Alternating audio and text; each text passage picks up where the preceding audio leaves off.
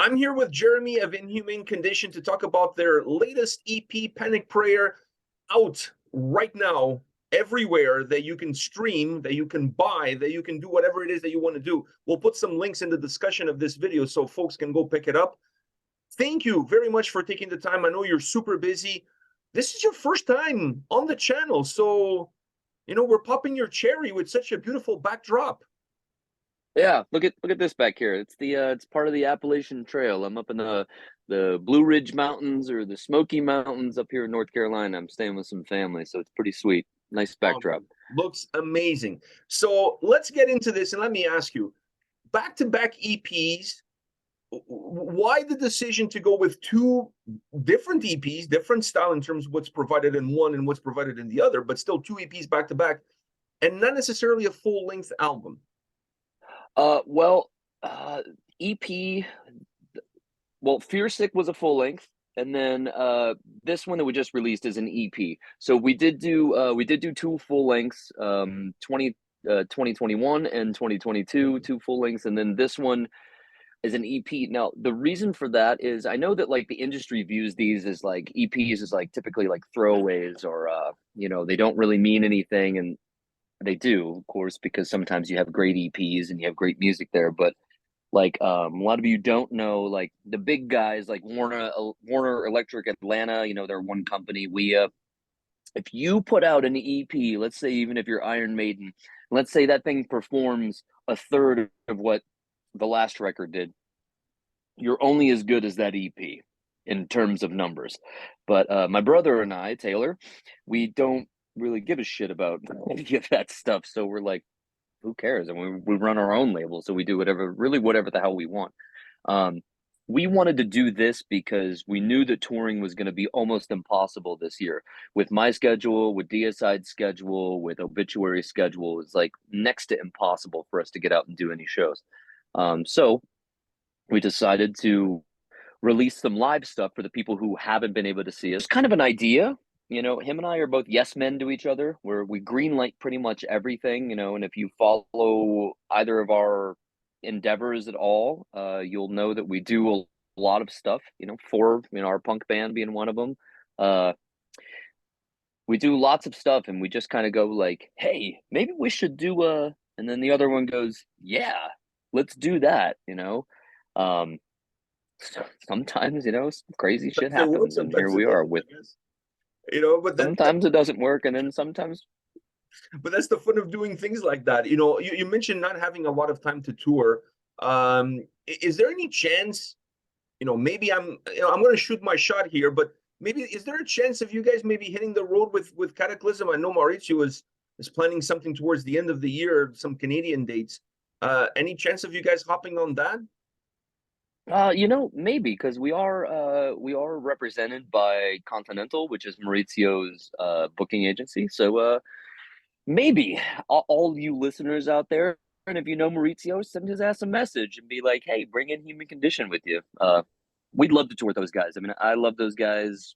They love us. We're all buddies. We're all friends. We'll actually see them on a couple of these Deicide dates over in Europe. We're doing a couple dates together. So, and of course, we just did South America. So, I mean, we're all in cahoots. So maybe it'd be actually great to visit Canada again. We love it. It was way more of a warm reception than I had even hoped for when we played in Canada. It was completely surprising. So yeah, we'd love to go back for sure. I saw you guys in Toronto, and it was a great show, man. Your energy behind the mic, it was outstanding, and which begs the question: Are you more comfortable behind the mic or behind the drum kit? Really, it doesn't matter if I'm doing front of house or if I'm singing or if I'm playing drums. It all kind of hits me in the same feeling. Like I really just love being around live music. I love it. I love being a part of it in whatever capacity. Like I'm serious. Like when I roll the intro for, let's just say, Deicide or whoever, I roll the intro out at front and it's starting. I get the same like jitters that I do like if I'm on stage and the intro is rolling. So I really feel good no matter where I'm at. I feel really at home in the metal community. I feel very at home on stage or off stage. I feel really at home just being involved with music. So what do I like more? I don't know. Singing's pretty cool. You can just, I'm not sitting down. I mean, I love playing drums, but for fuck's sake, like, here's my job. I'm like sitting. That's why, like, with Venom, I stand as much as I can because it's like, dang, man, I'm just like glued. My ass is glued to this seat, and it's one vantage point, which is a great vantage point. Like, don't get me wrong, it's a great vantage point, but being able to be mobile is pretty killer. The reason I had to ask you that is because when I saw you on the mic, you look like you were in your environment. I mean, you guys are a death metal band, but you were like a hardcore vocalist. You were like all over the place, super energetic, which I Yeah, love yeah, because it's a show within the show, and I think yeah. it's a huge part of the overall show, if you know what I mean. So I I think so thought you too. were Yeah. like phenomenal. You're not like one of those very stoic guys on the mic. No, you were Uh, hyping the crowd and really getting everybody going. And man, what a performance! Thousand thanks, Pedro. Appreciate you, brother. Thank you so much. It means a lot to me, and I realize that sometimes words are just kind of vapid and they don't really have too much weight, but it really does mean a whole lot to me. And thank you. And yeah, I like singing, man. It's fun. I like, because I get to be a complete idiot, and the music calls for it because it's like, it's that. So if I can get down and be like 2 inches from somebody, or like then like leave and then like climb something else over to someone else who's sitting like towards the back and like,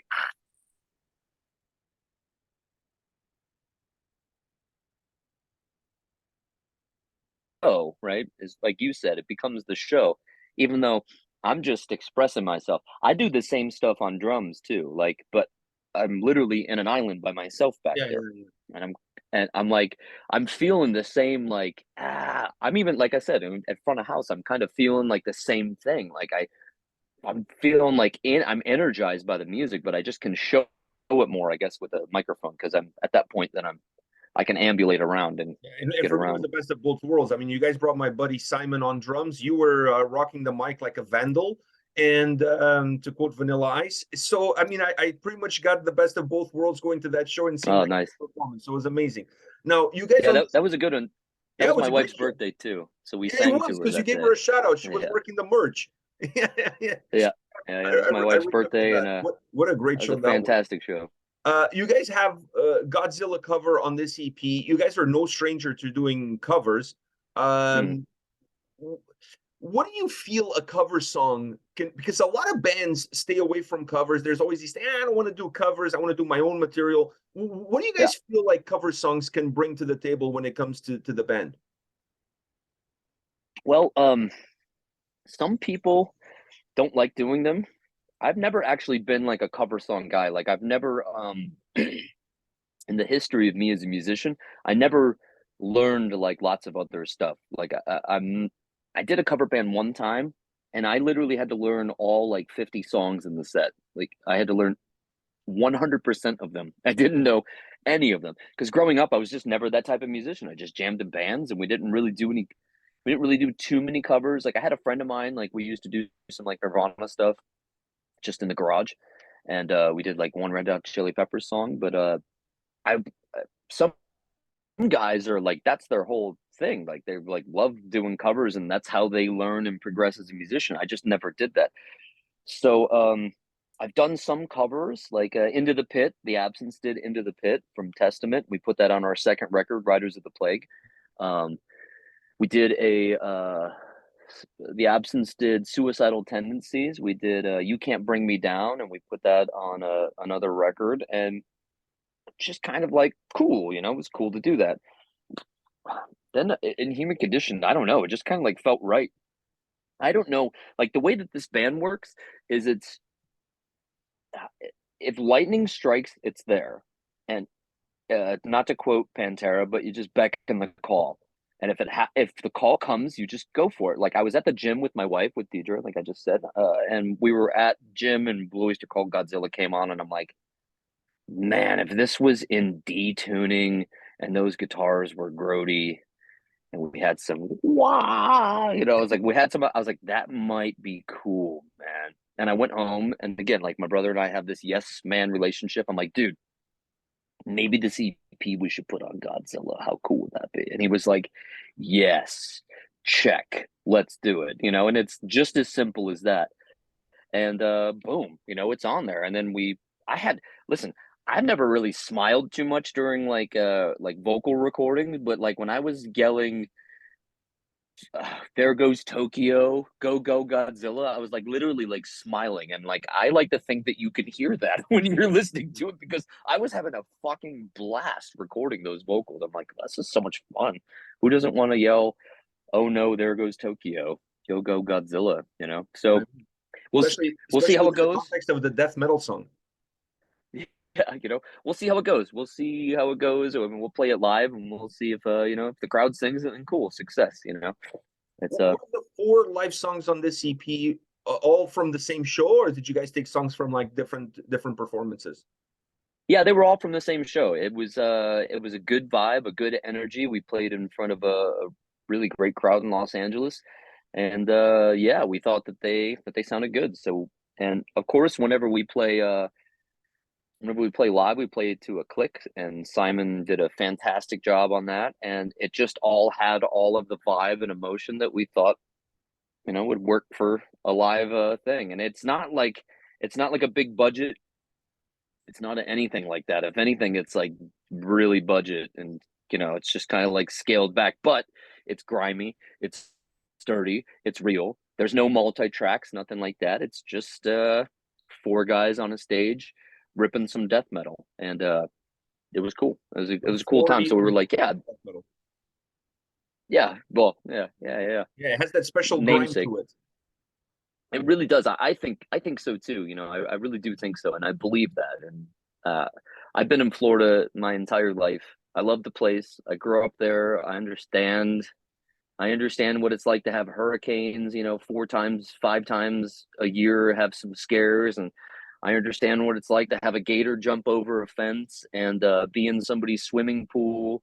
I understand what it's like to break down in a boat out in the water and have to paddle with some like life jackets back in. I've lived that life for a very, very long time, and it's funny. The music kind of like speaks for itself, and it kind of shows up, and everyone's like, "Wow, how do you get it? Just sound so Florida." I'm like, I don't know. I don't live in Arizona or Little Rock, Arkansas.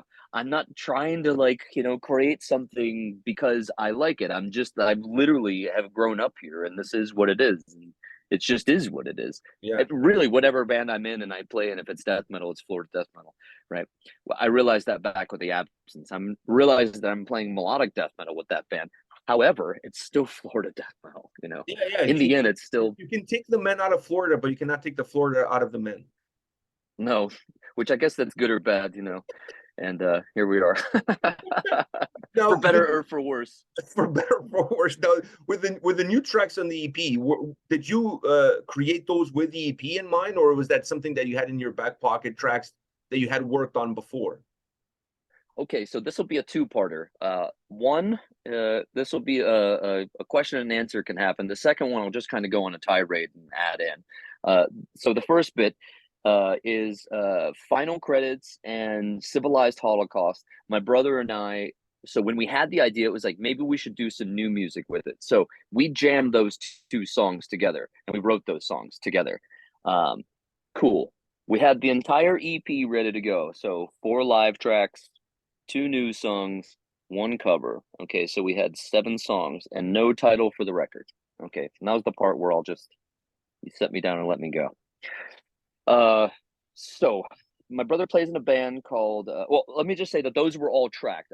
So all the the 2 new songs and the cover were tracked. Those were all done, recorded, everything was set, vocals, everything was done. My brother had 3 shows with his band Umbilicus. They were doing Thursday, Friday, and Saturday in Florida. They were opening for King Buffalo. I was going to go out with them and do front of house.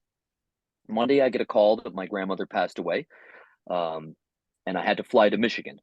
So Tuesday, I booked a flight, flew to Michigan, landed, woke up the next morning. Wednesday was the service. Okay, so meet the preacher, the guy who's going to be giving the eulogy. My grandmother's, there in the coffin for an open viewing, and this guy's like, "I'm not preachy. I do not do that. That's not my thing. Blah blah blah." So normally, Pedro, what do we know about people when they say something right out of the gate? They're typically fucking lying. So he was definitely just lying because he started talking. And let me just say that my grandmother never had any iconography around her house. There wasn't one silhouette of Jesus. There was nothing. There was no cross anywhere. There wasn't anything like that. There wasn't even like a psalm in the bathroom that said like Psalm 23:8. There was none of that. None of that stuff ever existed. She never went to church, and I spent a lot of time, her or my grandfather, I spent a lot of time around them. I never went to church. I never did this. None of that stuff. Okay. The guy started talking about her like she lived in the Midwest and she thumped Bibles her whole life. And I mean, I'm telling you, he completely misrepresented the person that she was. It was like she's holding Jesus's hand now, and finally she's made it to her Savior, and she had faith her entire life, but now she doesn't have faith on the other side. That would be a redundancy. She just has knowing, and I'm like, right. I mean, I understand what the fucking dude was doing, but man, it was just enough to piss me the fuck off, like to the highest order. Like pissed me off. I instantly wrote the chorus for what is now Panic Prayer. Okay. I wrote the chorus, start to finish, all the lyrics. I started coming up with the verse, copy paste pleasantries, because that's all it is just fucking bullshit. It's just something that somebody says in like they just copy it and then paste it somewhere else and say something 100%. else. Paternal blame shifting, maternal blame shifting. Those are both lyrics that I put in there. Feed your God and its empty cup, the bottomless pit. What lies behind is buried beneath because it is dead. All of this stuff came to me when I'm sitting there, and this is like a 15-minute, 20-minute eulogy. I wrote the whole bridge on drums. I wrote the whole thing sitting there front row. Then I wrote the verse. Then I wrote the chorus. So I had the entire song laid out on drums. Okay. Song that has to make the record. It has to. I'm so fucking furious about what just happened. I was like, not to make it about me, not to make my grandma's funeral about me. I was like, I just have something that I have to get out. He was like, okay, yes, again, that yes, that green light, that constant green light that we give each other. Because he could have said, dude, how are we going to track Terry? He's not on tour. Man, it's a little late. We have such a, he was just like, yeah, let's do it. Yes. So that's what I mean. It's like lightning. If something comes, it comes. So I woke up in the morning on Thursday. I tracked all the drums by myself. 30 minutes, I was done. 20, 30 minutes, I was done. I put it to a click, and then I just played the whole song. I played the whole song. Done. Cool. Then we left for tour, show. And then my brother wrote what became the guitars for Panic Prayer. So we're sitting there like a week and a half later, 2 weeks later, we needed to turn, because we had the artwork, and we needed to turn in the title, and I had no title. And I had no title for the song, Panic Prayer. And we were watching Escape from LA. And if any of you guys have seen that, Snake Plissken is, of course, a super badass. Kurt Russell's character is amazing. Some real choice one-liners in there, and it's just funny. So at the end of that flick, the Cubans are invading. The guy, the ultimate bad guy in Los Angeles, is going to nuke the whole. He's going to liquidate all the electricity, EMP, the whole United States or the whole world, I think. And the president, instead of handling it or taking care of it, he has his Bible and he's like, I have to go pray. And he leaves. And my brother's like, wow, dude, he just did a panic prayer. And I'm like, oh my God. I'm like, that's the name of the song. I was like, oh, it's like a panic. I was like, that's so perfect. I was like, that's the name of the EP. Done. Sorted. I was like, boom, done. It was like that quick. It just came, and it was like, that's it, because these things show up. These things show up to the party, and they are now dressed in the gown, and they get to go to the ball. So yeah, okay. End. So Now, that's how that happened. Let me ask you this. So you're at the funeral, you're having this epiphany based on everything that you're experiencing. And you're totally right. That if you go see that guy do another person's funeral, he's going to say the exact same copy and paste statements about just insert the other person's name, and it'll be exactly the same thing. were you mentally writing the stuff, or you were physically writing shit down?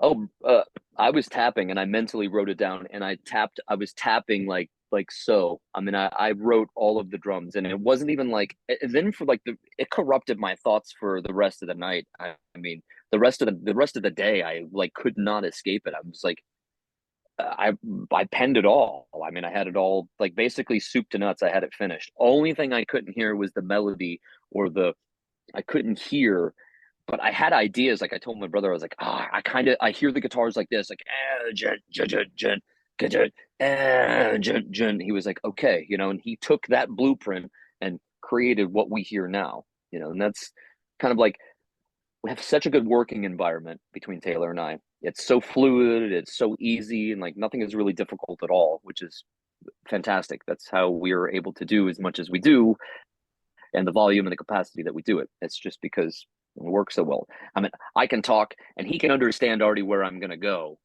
really.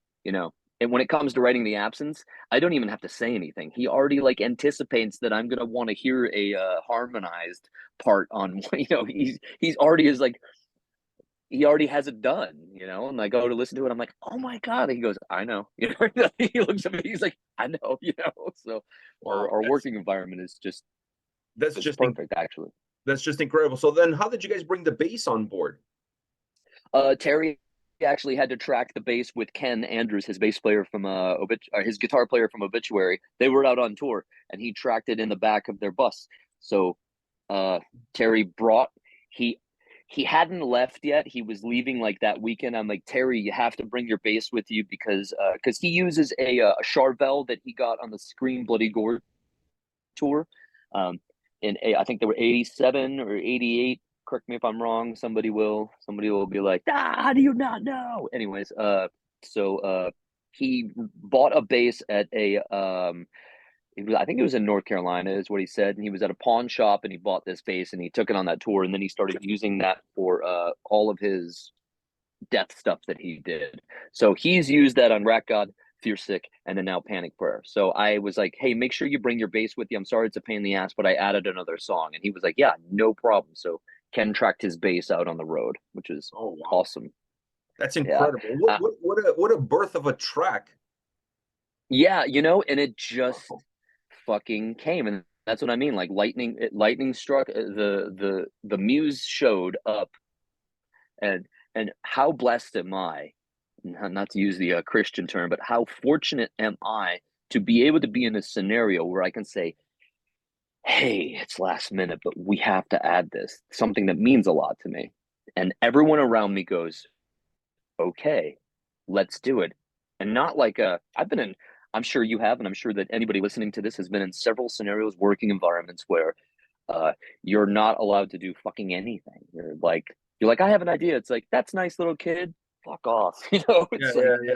uh, I hear you. and I'm involved in a scenario where I can say, wow, hey, I have a last minute ad, and it's like, yeah, it's gonna make it. So, um, it's great, and vice versa. If my brother had that idea, it would be like, cool, let's do it. Like anything that we want to do, we can just do. And the EP is a bit of like a breeding ground to do whatever we want.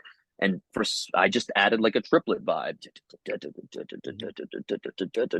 and we haven't had that yet. Not to that same degree. We haven't had it. So that song is a bit of a departure, and that bridge is incredibly technical. It's like very technical, and if you like split it down on a drumming thing, it's like chaotic and like what?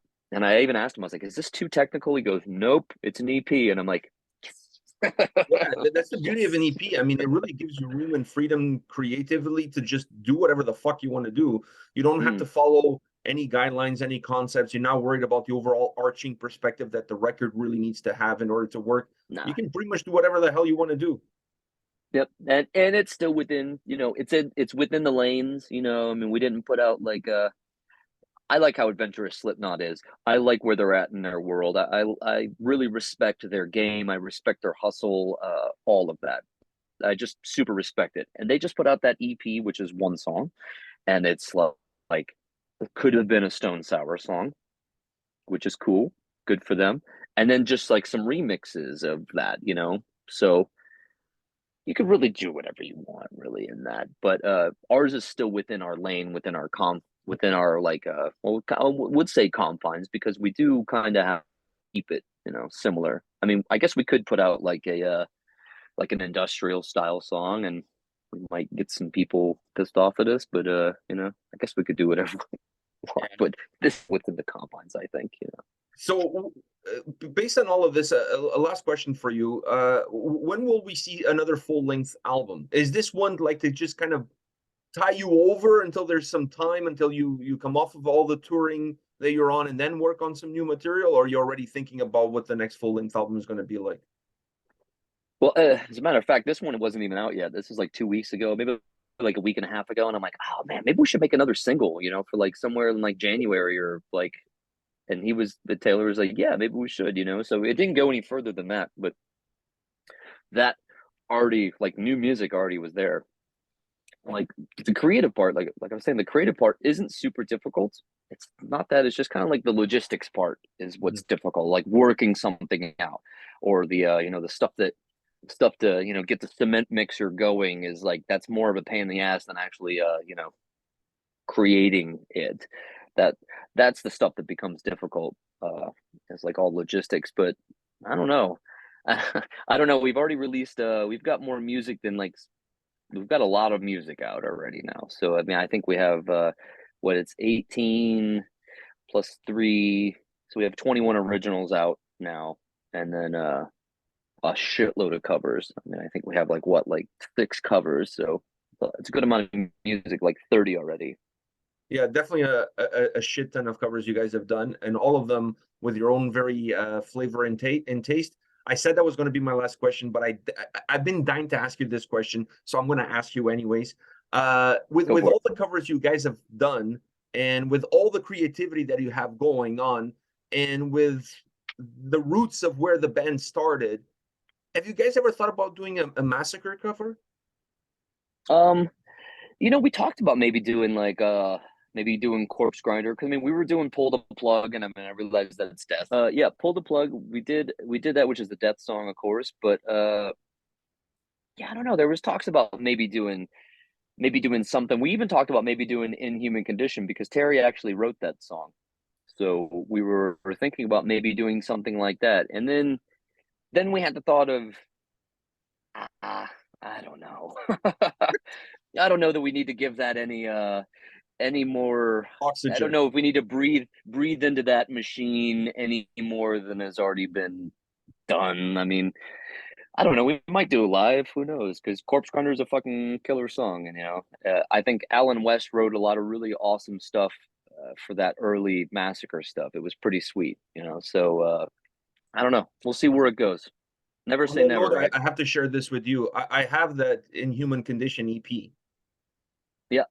I actually have the on CD. Like, Awesome. Yeah. I bought it I back love in that the. cover. I love the artwork. I Yeah. bought that back in the day. Like I was a kid, and the Yeah. artwork, I had never heard of the band before. The artwork is what sold me. I was like, Yeah. fuck, with artwork like this, it's got to be good. You know what I mean? That was my Yeah. rationale. And yeah, Man, so it was killer. yeah. You know Well, what's really funny is that there's that Venom cover on there, and I play Warhead all the time. I mean, that like Venom live, I play cover that. is amazing. Yeah, On that EP, that Venom cover is amazing. super. And they even had Kronos singing on it. It's like, I mean, how much better could you get right there? So maybe we'll do a Warhead cover, and that'll be a tie in the Massacre connection even more. I'm just kidding. I'm kidding. Just do a cover of somebody else's cover. Then it's like Yeah, right. Kevin Bacon. You Someone's gonna be like this. They're gonna be like, "Oh, fuck, that's deep. Dang, that's deep." Jeramie, man, thank you very much for taking time on your holiday to chat with me about this release. Thank you very much. Thanks for I'm having going to me. send a personal message to Mauricio to bring you guys on the road on that end of the year tour that Cataclysm is going to be doing. I'm not bullshitting you. I'm going to send him a message today saying, hey, you Yeah, mentioned to me that you're bringing Cataclysm to do a little bit of a East Coast Canada run towards the end of the year. What about bringing the guys from Inhuman Condition back with you guys on that tour? I think would be killer. So I'm yep, definitely going to shoot him a message. yep. You should, and tell him I said hello. I will. I will. Take care, man. Enjoy the rest of your holidays. Hey, buddy, see you when I see you. Hopefully, sooner than later. All right, man. Take care, man. Hey, see ya.